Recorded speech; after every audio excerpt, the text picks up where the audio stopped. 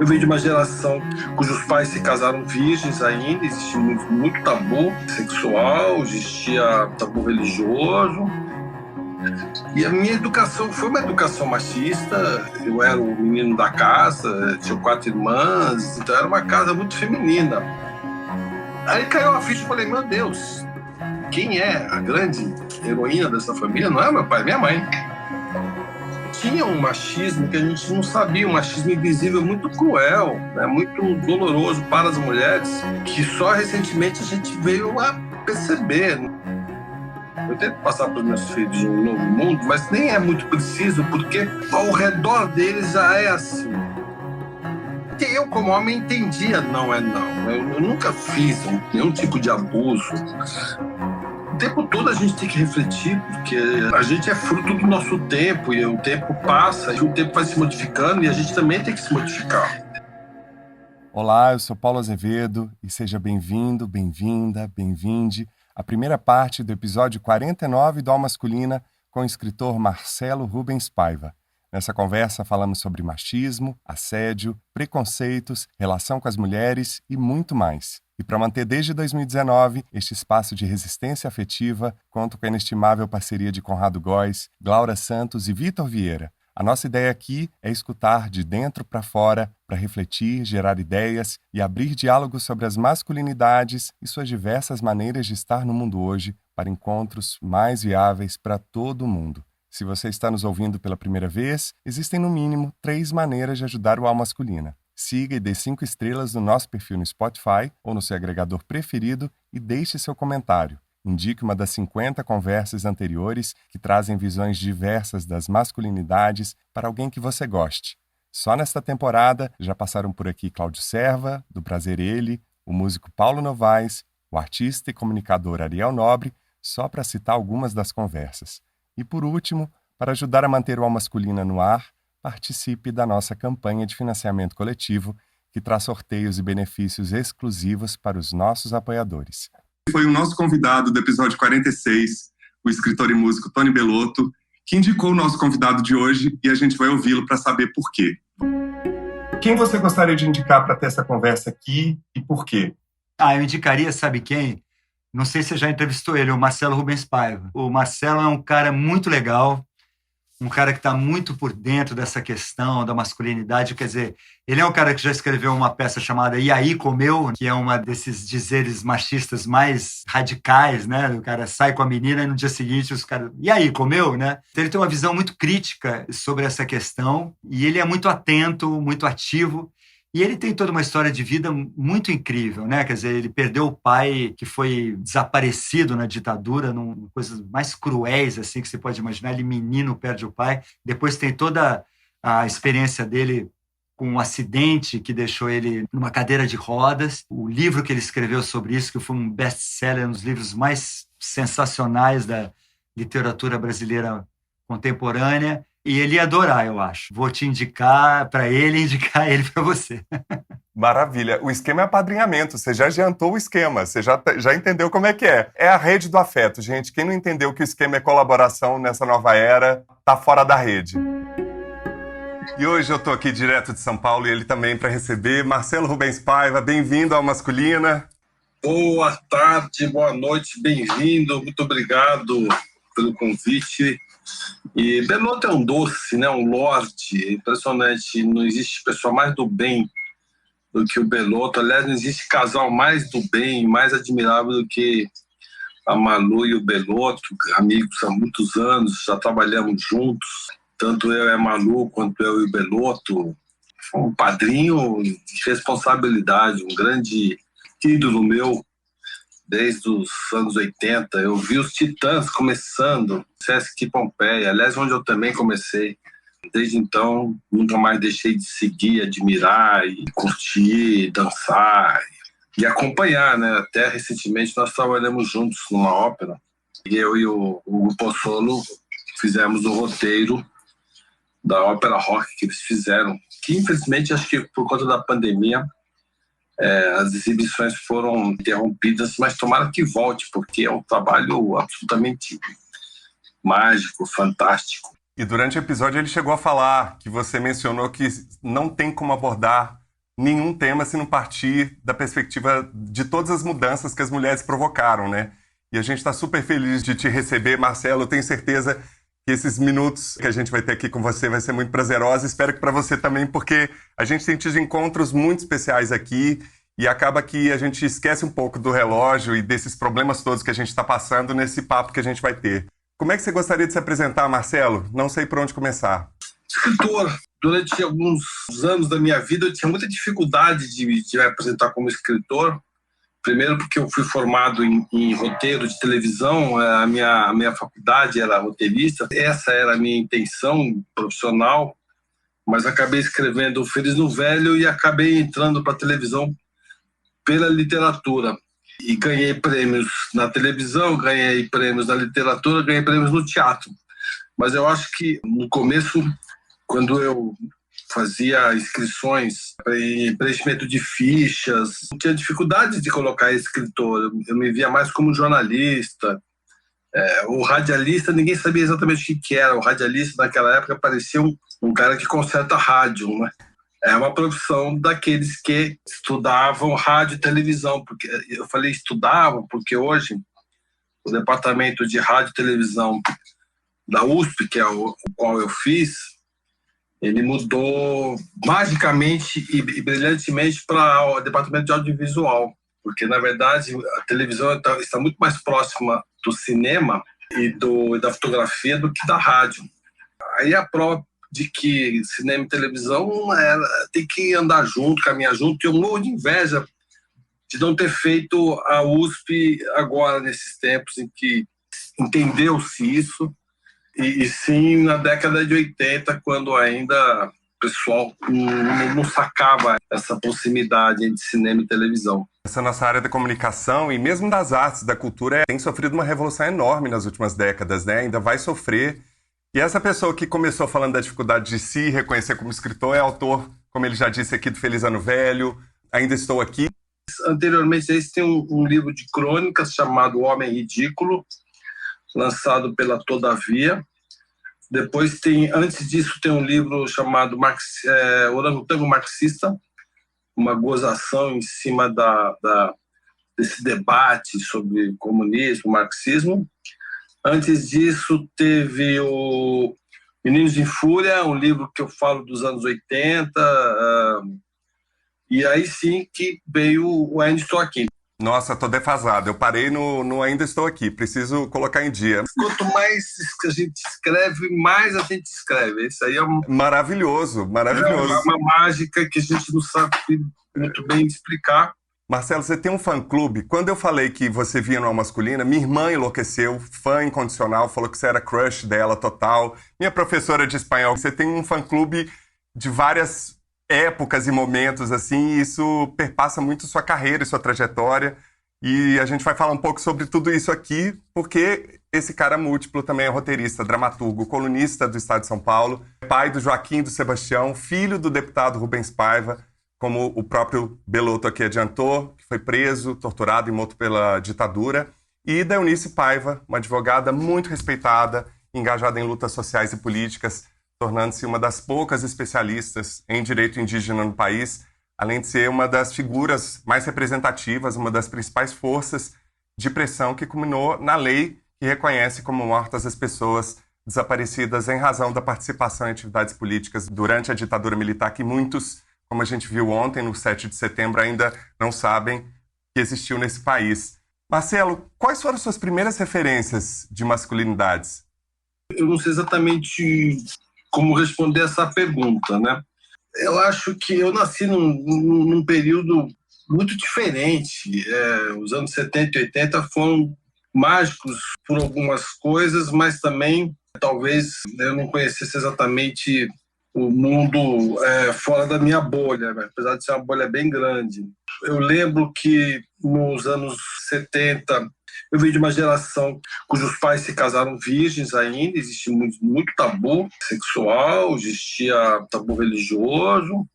A minha mãe nasceu em 1929, nos anos 20 ainda, né? Se você perceber que a pílula anticoncepcional só veio dos anos 60, e que o divórcio no Brasil só foi aprovado em 76, 77, Você vê como o mundo da minha mãe era um mundo muito diferente do meu mundo. E a minha educação foi uma educação machista. Eu era o menino da casa, tinha 4 irmãs e convivi com muitas mulheres a vida toda, porque minha mãe ficou viúva quando eu tinha 11 a 12 anos de idade. Tinha 4 irmãs e era em casa, então era uma casa muito feminina. E tenho muitas primas, muitas mulheres me circundaram. Tive dificuldades no começo, assim, de entender mulheres. Eu era uma pessoa tímida e um pouco até reprimida pelas minhas próprias irmãs, que davam conselhos errados, entendeu, para mim? Quais tipos de conselhos, você lembra? Que se você está afim de uma mulher, não olhe para ela, que daí ela se apaixone, não dá bola para ela. E aí eu chegava na escola, era super afim de uma garota, e eu não olhava para ela e nem dava bola, e a menina não sabia que eu era afim dela e nem dava bola para ela. Então, até eu perceber que não, você tem que dar bola e você tem que olhar. Demorei um pouco para começar a agir na adolescência, mais na universidade, né? E também eu venho de uma geração em que as meninas da escola ainda eram virgens também, elas também tinham dificuldades, medo da fama de serem vaquinha, galinha, vagabunda, né? De serem faladas. E daí, na faculdade, a vida sexual desses jovens começavam a tomar um outro formato, era mais maduro. No final dos anos 70, era uma época em que a permissividade era muito grande, não tinha a coisa de fidelidade, isso tudo era super questionado, porque a gente estava vivendo uma revolução sexual. E a gente estava também, depois dos anos 80, vivendo o fim da ditadura. O casamento estava questionado, o formato célula familiar, pai, mãe, crianças estava sendo questionado, os tabus religiosos sendo questionados pela própria igreja. Tinha no Brasil uma influência muito grande da teologia da libertação, que era um pensamento um pouco mais livre da igreja do Vaticano. E, ao mesmo tempo, tinha uma liberdade sexual. Era não se reprima, né? Tem até aquela música dos Menudos, Não Se Reprima. Era a época do Reich, que é um seguidor da psicanálise que defendia o sexo como uma forma de libertação, inclusive o sexo homoafetivo, porque na época não se chamava gay, a palavra gay não existia ainda. Assim, eu lembro da virada da década de 70 para 80, eu me lembro que era moda tanto na Unicamp quanto na USP, dos amigos se cumprimentaram com um beijinho na boca, com um bicotinho na boca. E estava na moda os amigos também se transarem, entendeu? Não tinha essa coisa tão restrita ao gueto como depois veio nos anos 90, que é importante. O gueto foi importante, né? Os gays se encontraram no gueto para poder defender os seus direitos, né?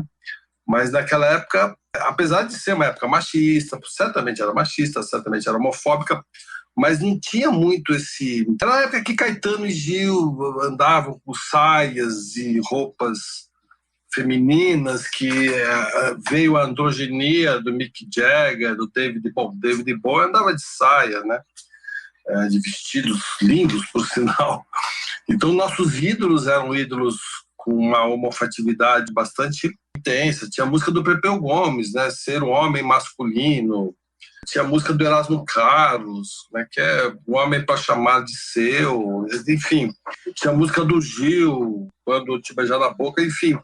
As bandas, né, o The Smiths, The Queen, todas as bandas tinham uma coisa homoafetiva bastante fluente. Mas, assim, por outro lado, tinha um machismo que a gente não sabia, um machismo invisível muito cruel, né, muito doloroso para as mulheres, que só recentemente a gente veio a perceber com os movimentos do Me Too, agora que são elas, os movimentos de denúncia de abuso sexual que rolavam e a gente, entendeu? Era naturalizado, né? Era naturalizado, não menosprezar, mas não dava atenção.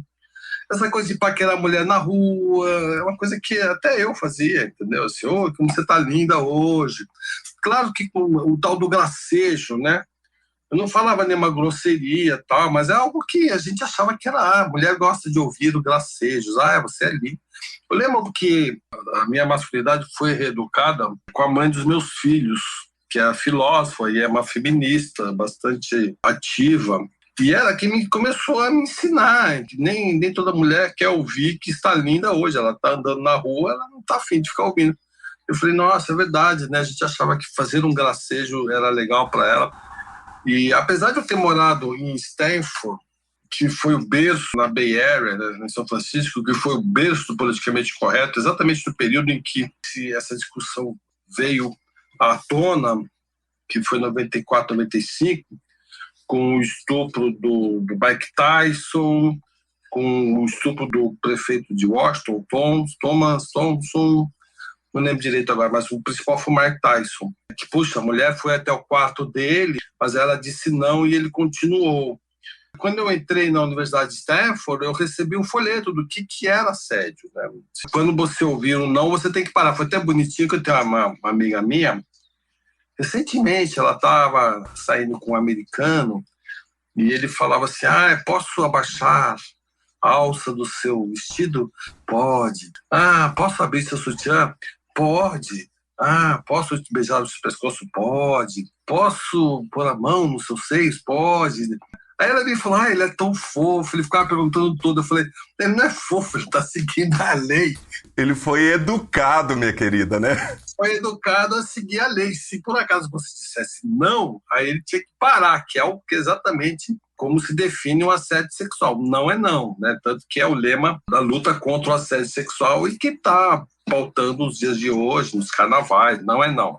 Eu, como homem, entendia não é não. Eu nunca fiz nenhum tipo de abuso, nem antes de ser cadeirante, nem depois de ser cadeirante, muito menos depois de ser cadeirante. Eu nunca fiz nenhum tipo de abuso físico, porque não é não. Quando uma pessoa para mim dizia não tinha vontade, entendeu? Eu falava, poxa, de fato, desculpe, entendi errados os sinais. Mas eu sei de gente que ultrapassa esse não é não e acha que não, você quer sim, e insiste e acaba virando um abuso, né? A gente cresce de alguma maneira achando que o mundo é nosso, né? Ainda hoje tem tanta coisa para desfazer nesse sentido que é quase celular, né? Quase inconsciente, assim, tá no DNA da gente, né? Se você ver fotos do Congresso brasileiro e americano dos anos 60, 70, só tem homem, é horrível isso, é medonho. E é muito louco, porque no começo eu tive chefes mulheres, trabalhar em televisão e trabalhar em jornais, e até minha editora era uma mulher, sempre eu tinha editoras mulheres. Nunca questionei isso e nunca duvidei da capacidade delas de chefiarem. Mas é horrível, se você olhar assim, um retrato, né, da Academia Brasileira de Letras nos anos 60, você vai ver um monte de homem e uma ou duas mulheres. Suprema Corte só tem duas mulheres, agora tem três, né? Duas, nem sei mais. Mas há 10, 20 anos atrás não tinha nenhuma, né? Enquanto a gente tiver que saber essa proporção, vai ter algum problema, né? Nos Estados Unidos nunca teve uma presidente mulher. Agora teve uma governadora mulher em Nova York, que foi a primeira governadora mulher de Nova York. Você fala, nossa, meu Deus. Agora? É só agora. Aqui a gente até já está mais adiantado, né? Eu lembro quando a Erundina foi prefeita em São Paulo. A primeira mulher, na verdade, foi em Fortaleza. Tivemos várias prefeitas mulheres, a Thelma em Santos, e governadoras mulheres também, né? Então, assim, é uma coisa que meio espanta a gente ver que até em sociedades democráticas bem desenvolvidas há esse tabu. E a gente precisa se reeducar. Eu tive que me reeducar. Eu fui ensinado por essa minha ex-mulher, a mãe dos meus filhos, que me falava coisas que eu falei, sabe, que me fez repensar tudo. Por exemplo, vou dar alguns exemplos. Certa vez a gente estava no trânsito, ela estava dirigindo e o cara fez uma grosseria com ela. Aí eu falei para ela, por que você não responde à altura, né? Por que o cara faz uma grosseria para a mulher não responde? Aí ela falou, porque uma vez eu respondi e o cara me seguiu e eu fiquei apavorada, comecei a correr e o cara foi me seguindo e eu parei num bar, entrei no bar, pedi socorro e ninguém me deu socorro. E o cara entrou e ainda me espinafrou no bar. Aí que você fala, caramba, quer dizer, a gente não tem noção disso, né? Da fragilidade, da força, da disparidade de a força de um homem louco com uma mulher que está sendo vítima de um abuso, né? A mesma coisa em relação, por exemplo, ao abuso no trabalho. Eu queria até mandar um beijo para ela e falar, Marcília, meu Deus do céu, quando eu lembro de você, eu tenho vergonha da humanidade, da classe dos homens. Por quê, Marcelo?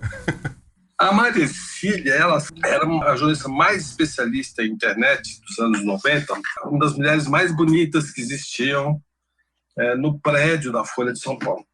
Linda. A Maricília era absolutamente linda, magnética, charmosa, super gente boa e era uma excelente jornalista de internet quando a internet estava começando. Foi a primeira pessoa que eu vi na vida trocando e-mails. Eu até falava, nossa, essa mulher é tão linda, fica trocando e-mails, perdendo tempo, falando com pessoas que nem existem.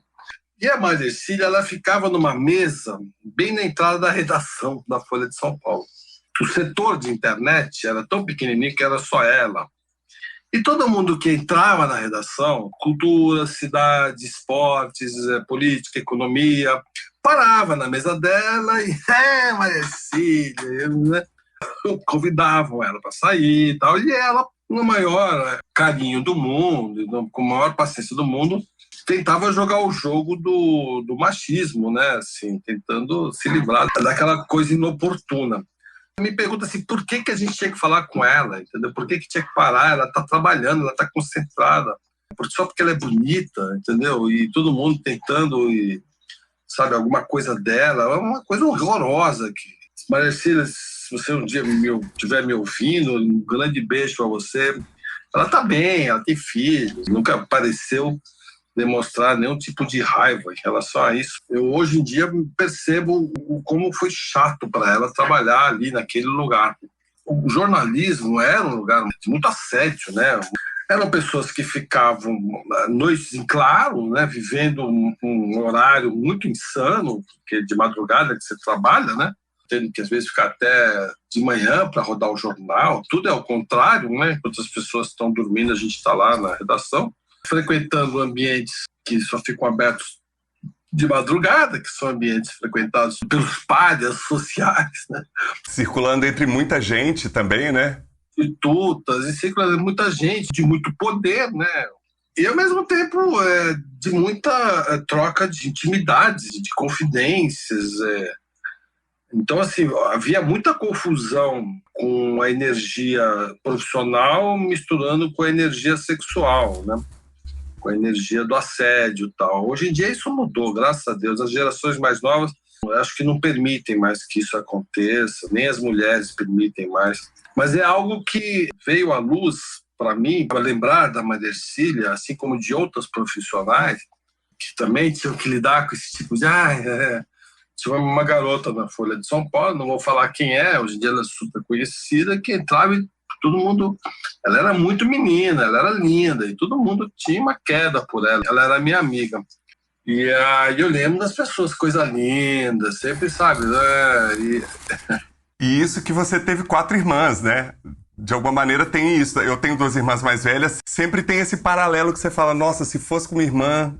Que sempre devem ter sofrido assédio. Essa minha ex-mulher, que me reeducou para uma nova masculinidade, ela me falou coisas assim muito graves, como o assédio no trabalho e o assédio na educação, que é um tabu, são muito graves, porque pode prejudicar a vida profissional de uma mulher para sempre. Então, por exemplo, se você está numa universidade, naquele ambiente em que tem o endeusamento do professor, né? Que sempre tem essa posição de ícone e de asseclas, né? De semideus e de alunos, até tem os deuses, e que, de repente, os semideuses têm direito de optar por quem pode prosseguir no mundo, na Acrópole, né? E quem não pode. Então pode dar bolsas, pode fazer convites para solóquios e congressos. Sobreviver no duelo de egos, né? Exatamente. E aí, muitas vezes o componente sexual entra. Imagine você, é uma aluna, uma menina, digamos, departamento de história. Aí um grande historiador que é doutor, pós-doutorado, que é titular da cadeira, que é responsável pelas bolsas do departamento de história clássica, assedia essa garota fala não, e a outra garota fala sim, ou a outra garota consegue, num jogo, enrolar o cara, que é um jogo cruel com que as mulheres têm que lidar. pode modificar a vida de uma profissional. Uma garota pode desistir da história porque ela, infelizmente, ela levou um chaveco de um professor que era justamente o responsável pela distribuição de bolsas de uma fundação poderosa. É o assédio acadêmico, que é terrível, que existe muito e que é muito escondido, né? E o assédio profissional, que entra numa redação de jornal, que uma economista que entra num banco, uma advogada que entra no escritório, que de repente os caras começam, né, o chefe, aí dá uma cartada, ela não quer, e aí ela começa a ser colocada para fora. É horrível. Uma loucura. Aspas. Nunca em toda a minha vida meu pai fizera tanta falta. Não sei ao certo o que é ter um pai, foi pouco tempo que pude dizer papai. Mas de uma coisa tenho certeza. Ele se orgulhava de mim. Ficou preocupado que seu filho, convivendo com 4 irmãs, acabasse se afeminando. Então, logo cedo, me pôs num colégio público em São Paulo. Mais tarde, percebeu que não precisava, já que eu era brigãozinho e tinha uma voz hiper grossa. Quando mudamos para o Rio, me deixou estudar num colégio burguês com os filhos dos seus amigos. No boletim, vinham as minhas barbaridades, mas em casa não tinha bronca. Ele se orgulhava do seu filho macho. As notas estavam ficando ruins, principalmente em português. De nós, homens, ao contrário das mulheres, sempre foi exigida uma potência sexual. Tínhamos que transar com prostitutas para provar para os nossos coleguinhas que éramos machos. Nossos pais, o que não foi o meu caso, nos incentivavam a ter uma conversa de homem para homem, na qual era oferecido um dinheirinho ou uma secretária. A mulher sempre aprendeu, desde a infância, que ter prazer e fazer sexo eram atributos das prostitutas, e que o homem que se preza gosta mesmo de casar com virgenzinha limpa. Deixar penetrar ou não aquele negócio duro dentro de seu corpo passa a ser uma opção entre ser uma vagabunda ou uma menina. A mulher tem o dom de ser bem mais sensível, para perceber que ela não é simplesmente um buraco, mas gente, e que tem cabeça também. É duro para uma mulher estar sem roupa e ter em cima de si um corpo que sempre foi proibido, e tentar associar aquela dor com o tal prazer do qual suas colegas sempre lhe falavam. Fora o papo que por um descuido ela fica grávida, o que para o homem não faz a menor diferença. Livro Feliz Ano Velho, de Marcelo Rubens Paiva. Isso aí tá no Feliz Ano Velho? Eu escrevi isso faz 40 anos, eu não lembro. Maravilhoso, sim, tá no seu best-seller lançado em 82, que conta um pouco dessa experiência autobiográfica do Marcelo, relatando o momento em que ele teve esse acidente aos 20 anos de idade, quando mergulhou num lago em 79. E esse livro, para quem não sabe, ganhou várias adaptações para o teatro, para o cinema, e continua sendo uma obra referencial sobre esse período, por retratar também a relação com a ditadura, enfim. E aí, Marcelo, eu queria te perguntar, você foi pai aos 54 anos do Joaquim, depois veio o Sebastião e, curiosamente, 2 meninos, né? Você que veio de uma casa de muitas mulheres. Como é que você lidou com a paternidade, pensando principalmente na ruptura abrupta que você teve com o seu pai, né? Primeiro, eu queria esclarecer umas coisas em relação a esse texto. É tudo verdade mesmo. Por eu ser o único homem, o meu pai sempre teve uma relação comigo um pouco diferente. A minha mãe também. Aliás, a minha mãe mais até do que meu pai, porque minha mãe chegou a me acompanhar durante a adolescência, a maturidade, né? Meu pai, como eu já disse aqui, ele faleceu, eu tinha 11 a 12 anos. Eu falo 11 e 12 porque a gente não sabe a data exata que ele morreu. Eu estava no Vera Cruz, uma escola super bolha em São Paulo. Não era esse Vera Cruz de hoje, que é uma escola da elite, era uma Vera Cruz que era uma escola mais experimental ainda. Estava no começo do Vera Cruz. E ele me tirou dessa escola e me colocou numa escola pública no Caetano de Campos, que já estava decadente. O ensino público brasileiro, infelizmente, já estava a ladeira abaixo durante a ditadura, e uma escola muito cruel, com, sabe, uniforme, 2.000 crianças, e uma escola completamente diferente daquela que eu e meus amiguinhos e minhas irmãs estavam habituados a frequentar. A razão foi essa: ele tinha medo de, por eu estar convivendo com 4 mulheres, 4 irmãs, eu pudesse me tornar frouxo, como diria o Bolsonaro, né, uma raquetada, né? Nossa, não sei porque eu falei desse homem agora, não tem nada a ver, mas... Não tem a ver porque a gente está ouvindo tanto esse tema, né, de um padrão de masculinidade falido Tem tudo a ver. Depois ele caiu em si, ele falou, nossa, que besteira que eu fiz, né? Ainda bem que ele caiu em si. Aí ele me colocou numa escola que eu voltei a estudar com os meus amigos. Aí, no caso, era no Rio de Janeiro, o Colégio Anderson. E tinha colegas, amigos, que é um colégio de muito prestígio no Rio de Janeiro. Depois fui estudar no Colégio Santa Cruz, aqui em São Paulo também, com prestígio e tal. E esse gap na minha educação até me prejudicou. Foi exatamente na alfabetização. Então a minha alfabetização foi interrompida e retrocedeu. E eu reclamei, aí me pularam de ano nessa escola. E eu sempre fui o mais novo de todos os anos que eu frequentei. Eu sempre estava um ano adiantado. Foi um problema isso para mim, porque eu sempre era o mais imaturo. Então, essa burrada que meu pai fez me prejudicou muito a vida toda, que eu tive que ir atrás disso. Tudo por quê? Porque ele achava que eu poderia ser influenciado por 4 irmãs. E aí você vê como o machismo, né, está impermeado na nossa cultura. O meu avô, por exemplo, não deixava as filhas estudarem. Quando a minha mãe foi estudar, foi um escândalo. A minha mãe, quando a minha irmã mais velha saiu de casa, ela falou, mas eu vou cuidar dos meus filhos sozinha, você não vai me ajudar? Ela imaginava que a minha irmã ficasse morando com ela, cuidando da prole toda, já que ela era viúva. Lembra a minha mãe, por exemplo, quando eu me separei pela primeira vez, a minha mãe falou assim, bom, então como é que a gente faz? Eu arrumo um quarto na minha casa para você vir morar? Eu falei, não, mãe, eu não vou morar com você. Né? Eu me separei, não quer dizer que eu vou voltar para casa da mamãe. Me separei, eu tinha 36 anos quando eu me separei pela primeira vez. Né?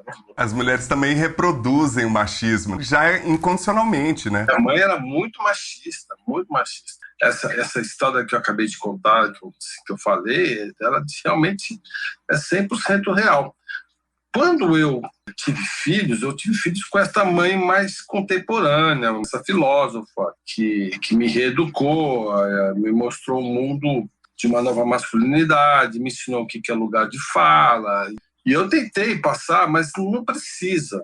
Eu tento passar para os meus filhos um novo mundo, mas nem é muito preciso, porque ao redor deles já é assim. Os meus filhos estudam com pais mais jovens, com mães mais feministas, com pais menos machistas e menos racistas, porque tudo isso está acontecendo agora, né? O Black Lives Matter, o Me Too, e todo esse movimento de reconhecimento da diversidade, de aceitar a homoafetividade, de não ter jargão mais para definir o que tipo de homem você é, se você é LB, GTI, HQIA+, entendeu? Tá tudo assim, muito modificado perto da minha infância.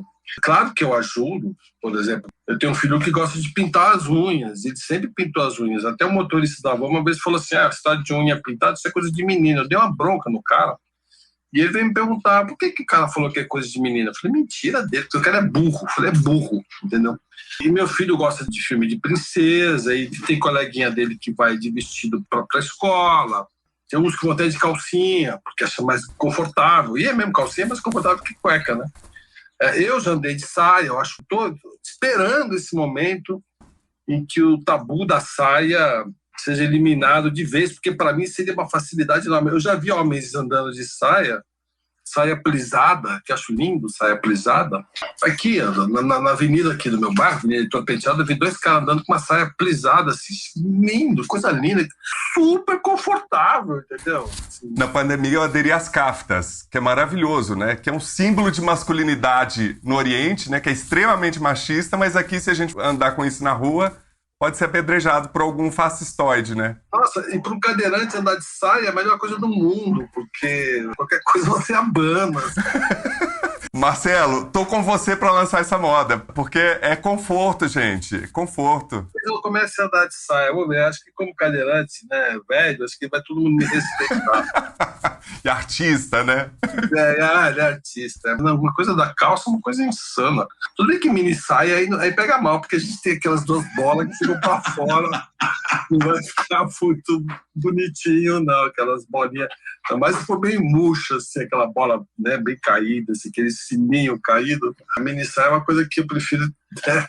Mais uma saia plisada na altura do joelho, acho a coisa mais linda no mundo, entendeu? Vamos aderir, vamos nessa. Viva os escoceses, né? E se meu filho quiser usar saia, ele usa. Se meu filho quiser pintar unha, ele pinta. Se meu filho quiser se maquiar, ele maquia. Ele tem umas amiguinhas aqui no prédio que vivem maquiando ele adora. Outro dia ele falou que queria pintar o cabelo de roxo, a gente estava vendo um clipe da Billie Eilish, que eu sou maior fã, e ele estava querendo, vou pintar meu cabelo de roxo. Então tomou força, acho legal. Os dois têm cabelo comprido. O mais velho fica assim, entendeu? Se olhando no espelho, tem 7 anos, fica assim, tal. Ai, vão gastar tão menos dinheiro com terapia, né, Marcelo? Essa geração. Você tão mais alegre e feliz. Exatamente. E você cresceu já aprendendo desde cedo esse lugar do homem que amava as mulheres, né?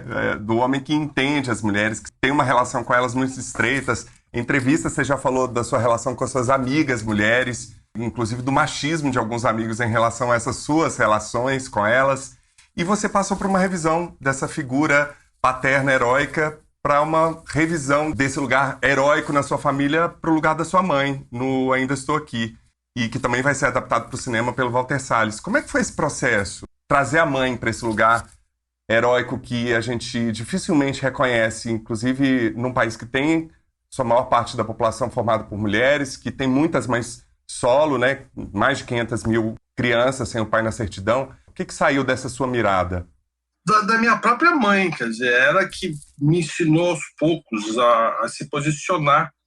Eu lembro que ela dizia, eu não quero ser lembrado como a viúva de Rubens Paiva, ela tinha pavor desse tipo de identificação. Como foi a história da minha mãe? Ela tinha 5 filhos, 40 anos e era uma dona de casa. Apesar de ela ter se formado em letras, ela era uma dona de casa, ela não fazia nada. Ela vivia em função da vida excitante do marido, que era uma vida cheia de aventuras, de viagens, de festas, uísque e amigos interessantes e tal. E ela reclamava muito, porque ela falava que ela gostava muito mais de conversar com os homens do que com as mulheres nas festas. Mas naquele período, então os homens ficavam num canto, as mulheres ficavam em outro. E ela achava as conversas das mulheres chatas. Quando ela ficou viúva, a primeira que teve que se afastar, ela foi, de uma certa maneira, exilada do ambiente das mulheres casadas, porque é uma viúva muito bonita, jovem. Minha mãe era uma mulher muito bonita, tinha os olhos verdes, e as mulheres ficavam com receio de ela conquistar os maridos delas, automaticamente se juntando a um outro tipo de mulher, as mulheres que eram discriminadas, as lésbicas, as artistas loucas, as também desquitadas, as viúvas, e jovens, porque ela foi fazer a faculdade de Direito logo depois. Começou a militar naquilo que meu pai já não militava mais porque estava morto. Então ele militou no movimento da anistia, no movimento da volta da democracia, das diretas já, da fundação de partidos, da Constituinte. Foi levada a se especializar em direito indígena. Ela foi na Constituinte como uma advogada representante da demarcação de terras, isso que hoje é questionado.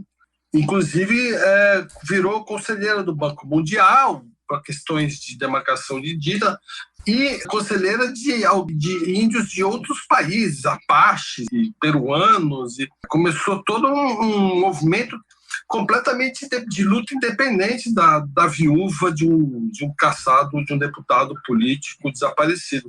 Finalmente, depois de muitos anos, o Fernando Henrique, que era amigo da minha mãe, da minha família, do meu pai, ele fez a comissão de mortos desaparecidos e chamou a minha mãe para ser um elemento. Então, ela também atuou nessa comissão, mas ela não ficou muito tempo. Falava que ela não conseguia aguentar ler os casos de tortura, o que eu acho muito natural, porque ela ficou 12 dias no DECODE, sofrendo tortura psicológica e ouvindo meu pai sendo torturado, né? Foi uma coisa muito cruel que aconteceu com ela aos 40 anos de idade. E a minha mãe começou a desenvolver o Alzheimer, o mal de Alzheimer, 15 anos atrás, e começou a perder a memória. Quando eu vi aquilo, e eu nunca tinha escrito sobre o que tinha acontecido na ditadura com precisão, porque primeiro que era 1982, a gente não sabia muito, ainda era ditadura, muitas das informações vieram depois disso, e porque não era a intenção do meu livro. Você lê um trecho dele, a minha intenção era falar da vida de um jovem que fica paraplégico, universitário, da vida sexual. Não era a intenção fazer um livro sobre o desaparecimento do meu pai. Quando minha mãe começou a esquecer detalhes, eu comecei a ficar preocupado em se caberia a mim registrar tudo aquilo que tinha acontecido com ele e com ela. E quando eu comecei a pensar num livro, eu escrevo um livro muito rápido hoje em dia, porque antes de sentar para escrever, antes da máquina de escrever, eu fico muito tempo pensando, eu fico 2 anos pensando, elaborando, no banho, antes de dormir, quando eu acordar, viajando, na fila de avião, eu fico pensando na história, o que eu quero dizer com isso, o que o personagem faz aqui, né? E quando eu vou escrever, é porque o livro está praticamente escrito na minha cabeça já, né? É muito raro, eu escrevo em 3, 4 meses, quando no começo da minha carreira eu levava 2 anos, 1 ano e meio, 2 anos escrevendo um livro, porque eu não fazia esse tipo de exercício. E nesse processo você descobriu algo que você não tinha noção na época sobre a importância e a luta da sua mãe, não só fora do ciclo familiar? Sim, porque eu descobri o seguinte, o meu pai ele foi um deputado que lutou contra o golpe de 64, foi cassado, foi para o exílio, voltou e ficou cassado, ele não poderia fazer política. Ele foi preso, depois a gente veio descobrir, porque ele trocava informações com jornalistas estrangeiros no Rio de Janeiro sobre o que estava acontecendo, tortura, desaparecimento, tal embaixador foi sequestrado, os presos estão no Chile com fulano, beltrano, entendeu? Ele tinha essas informações e o Rio de Janeiro, onde a gente morava, era a capital dos correspondentes internacionais dos grandes jornais e grandes agências de notícia, New York Times, tanto que quando ele foi preso, ele foi notícia imediatamente nesses grandes jornais. E não foi aqui, porque aqui tinha censura. O governo brasileiro estava preocupado com esse correio, né? Porque o governo brasileiro estava preocupado com a imagem que causava lá fora e alguém estava passando essas informações. E meu pai fazia parte dessa rede de pessoas que passavam essas informações caminhando na praia, né? Eles iam andando na praia e contando para o... Pois é, né? Você viu, o embaixador suíço foi sequestrado, e ele sabia informações porque ele tinha contatos com o pessoal da luta armada.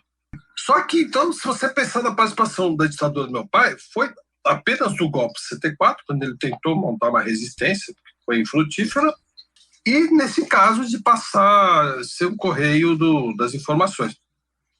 Mas a minha mãe, ela foi presa também, como meu pai foi, em 71.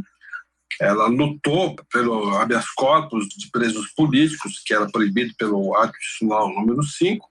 Ela denunciou para a imprensa estrangeira, ela teve contato com militantes de organizações internacionais de direitos humanos, ela lutou pela anistia, ela lutou pelas diretas, ela lutou pela Constituinte, pelo direito indígena, pelo reconhecimento das famílias desaparecidas. Enquanto meu pai já estava, entendeu, morto e esquecido há muito tempo. Aí caiu a ficha e falei, meu Deus, quem é a grande heroína dessa família? Não é meu pai, é minha mãe. Quem merece o nome de uma estação de metrô é a minha mãe, não meu pai.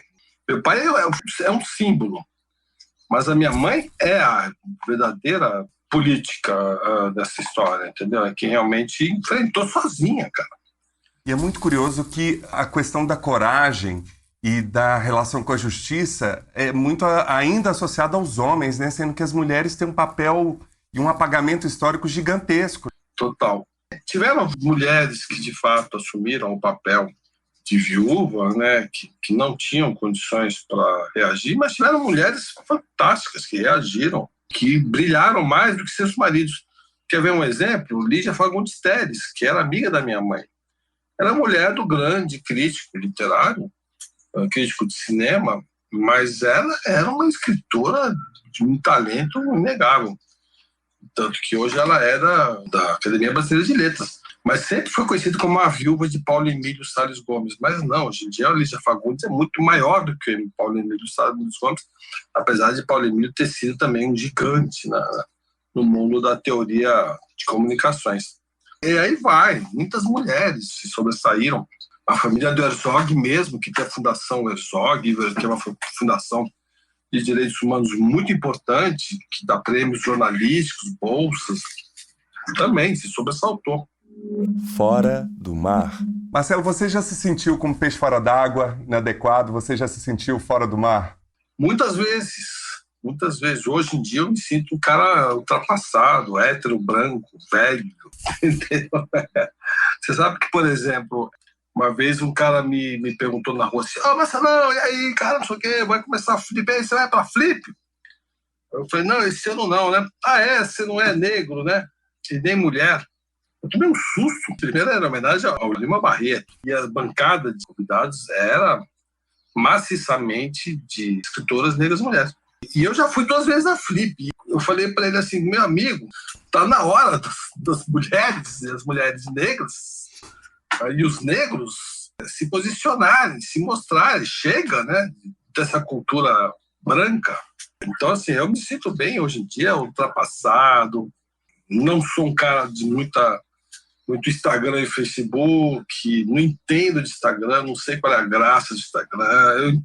Twitter, sim, Twitter eu gosto e sou um atuante, mas não leio muito e-mail, não vejo rede social, eu sempre me coloco em grupos, eu não leio, eu não tenho tempo, eu tô lendo, sabe, eu tô lendo livros antigos, agora eu tô lendo um livro publicado, sei lá quando, entendeu?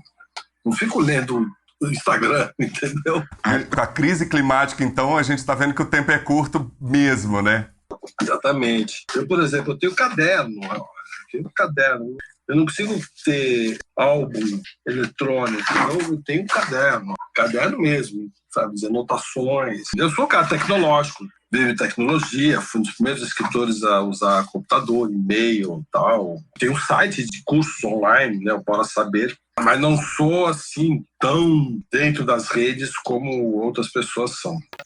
Cá entre nós. E por que é importante refletir, discutir, pensar sobre as masculinidades? Eu acho que é importante discutir, refletir sobre tudo, né? Sobre tudo, sobre paternidade, maternidade, sobre ser filho, sobre o papel de você como homem, o papel de você como brasileiro.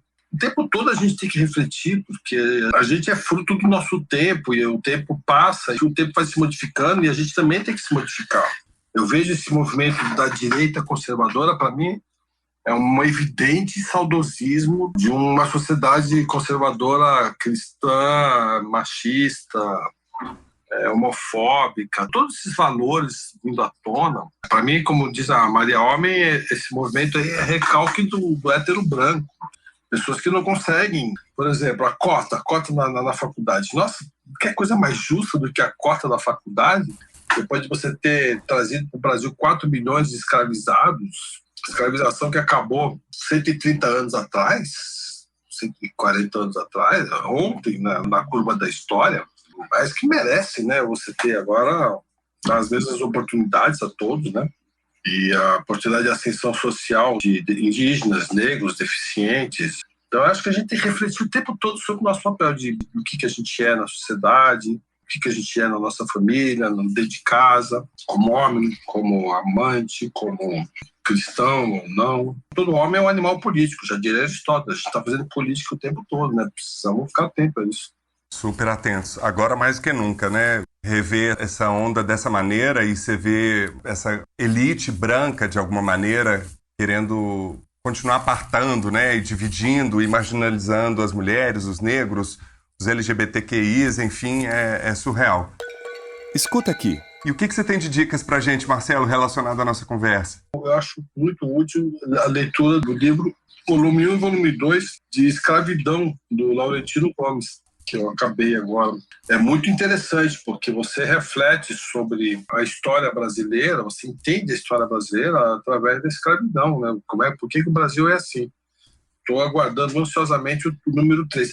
Eu li todos os livros do Laurentino, sou fã dele, 1808, 1824, 1800 e sei lá quanto. E esse livro é o primeiro que eu, como escritor, ele tem um salto na qualidade da sua narrativa histórica incrível. E é fundamental você entender a escravidão no Brasil. Fundamental. Tudo está explicado ali, a corrupção, a preguiça, o jeitinho, a discriminação. O Brasil é um dos poucos países do mundo em que tem elevador social e elevador de serviço. Isso é uma coisa que as pessoas não se tocam disso. Quartinho de empregada, né? Quartinho de empregada. O apartamento que tem 2 portas. A porta social e a porta de serviço. Isso é uma coisa... Como é possível isso? Você colocar 2 portas na sua casa? Tem leis que proíbem esse tipo de discriminação, mas ela existe. Só o fato de estar escrito lá social e serviço. É esse tipo de coisa que as pessoas não dão conta, né? Então, eu acho que é muito importante essa leitura de ler e entender. Eu tenho lido muito sobre escravização, faço curso e tal. Meu próximo livro até vai ser do Pierre Berger, chamado Fluxo e Refluxo, também sobre escravidão. E livros de autores negros eu não preciso nem falar, tem vários, né? Fica a dica aí. Dentre várias obras do Marcelo, a gente falou muito do Homem Ridículo, que eu adorei, que tem tantos retratos contemporâneos ali, você vai se reconhecendo naqueles contos, naquelas crônicas, em muitas situações. Então, essa é a minha primeira dica. A segunda é o filme e o livro, que é Ex-Companheiro, o filme do Bruno Barreto, de 98. A gente falou um pouco sobre esse período aqui. Eu acho que é um filme que vale muito a pena a gente revisitar, baseado no livro do Gabeira, indicado ao Oscar de melhor filme estrangeiro, ao Urso de Ouro em Berlim, um recorde de bilheteria na época, 12 milhões de espectadores, e que está disponível no Globoplay. E por último, uma novidade que está também no Globoplay, que é uma produção da GNT com o Emicida e o Evandro Fiotti, que é a minissérie documental O Enigma da Energia Escura. Tem muita relação com essa dica do Marcelo. O Emicida, ele traz, por meio desse título muito criativo, ele traz o quanto que a gente ainda não conhece as coisas do universo e muito numa perspectiva da negritude. Então fala sobre eugenia, que a gente já abordou aqui nos episódios com a De Júnior, com o Ismael dos Anjos, entre outros convidados. E a cada programa ele escolhe um tema diferente e traz especialistas, traz música, muito bacana, muito bem produzido. Não precisa assistir, eu sou fãzaço do MC, adoro as músicas dele, acho um cara muito, muito legal, cara, muito bacana. Tem me ajudado muito, tudo que ele tem produzido durante a pandemia tem sido uma boia nesse momento.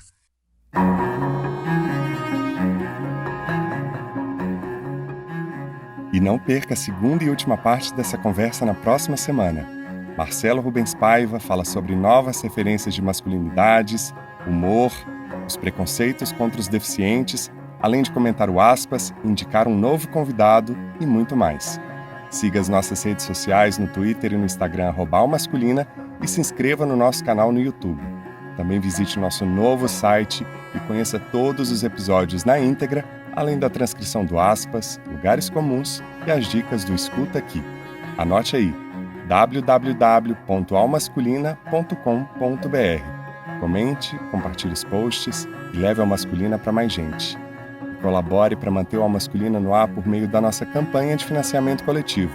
Saiba mais no site www.catarse.me/almasculina. E agradecemos a todos os nossos apoiadores, em especial Alexandre Valverde, Ana Maria de Lima Rodrigues, Ângela Mucida, Danilo Azevedo, Juliana Dias e Tânia Simão Baixa Silva. Gostaria de agradecer aos nossos convidados, Marcelo Rubens Paiva e Miriam Goldenberg.